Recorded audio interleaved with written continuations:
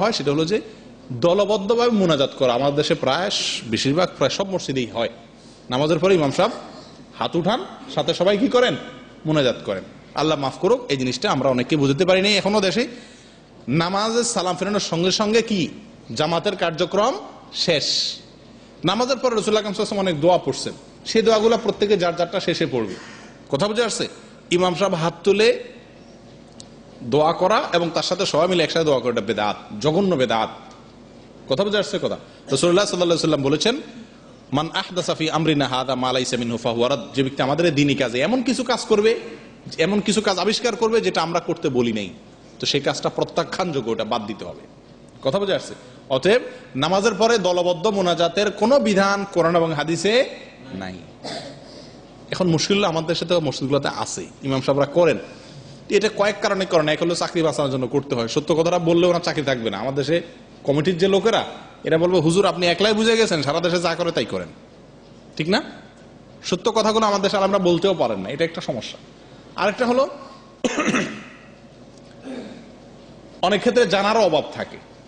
আপনি যদি কোনো ইমামকে, বেশিরভাগ ইমামকে আল্লাহ যদি ডেকে বলেন যে হুজুর রাসূল সাল্লাল্লাহু আলাইহি সাল্লাম সারা জীবন ইমামতি করে নামাজ পড়াইছেন এবং ওনার নামাজ কিভাবে কখন পড়াইছেন সব কথাগুলা হাদিসের বইতে চলে আসছে, উনি কি জীবনে একবারও নামাজের পরে সাহাবীদের দিকে ফিরে বা যে অবস্থা আছে সে অবস্থায় বসে ইনি আল্লাহুম্মা বলে হাত তুলছেন, সাহাবীদের সাথে হাত তুলছেন, এরকম কোনো কথা হাদিসের কোনো বইতে পাওয়া যায় কিনা? যদি পাওয়া যায় আমার সেই কোথায় পাওয়া যায় একটু লেখা দিয়েন, বাস এইভাবে বলবেন আদবের সাথে। আপনি নাই এটা বলতে যাবেন না, বলবে আপনি কি জানেন মিয়া, কয়টা পড়ছেন? হ্যাঁ, আপনি যদি বলেন যে নাই, বলবে মিয়া আপনি কয়টা পড়ছেন? আপনি বলবেন হুজুর এই কিছু মৌলবী সাহেব গজাইছে আজকাল, এরা তো বলে যে নাই, আপনি আমার একটা দলিল দেন, আমি এদের ধরব, কোথায় আছে? আসলে তো কোথাও নাই। তো ইমাম সাহেব যদি চালাক হয় তো দেখবেন এরপর থেকে আপনারা দেখলে কি আরেক দরজা দিয়ে বাইরে হয়, কারণ নাই তো। আমার কথা বলছেন?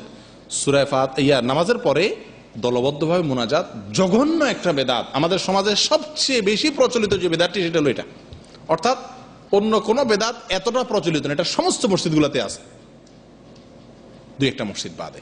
অতএব আল্লাহ তাআলা আমাদের সকলকে বেদাত থেকে হেফাজত করেন।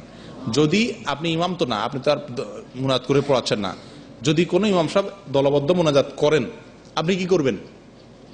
আপনি তার সাথে মুনাজাত করবেন না। সালাম ফেরানোর পরে আসসালামু আলাইকুম ওয়া রাহমাতুল্লাহ, আসসালামু আলাইকুম ওয়া রাহমাতুল্লাহ, নামাজ শেষ হলো তো, এরপরে অনেক দোয়া আছে রাসূলুল্লাহ সাল্লাল্লাহু আলাইহি ওয়াসাল্লাম শিখাইছেন, এই দোয়াগুলো পড়বেন, এগুলো মুখস্থ করবেন। কথা বুঝে আসছে? এই দোয়ার বইগুলো ছোট্ট একটা আকারে আছে, 4-5 পৃষ্ঠায়।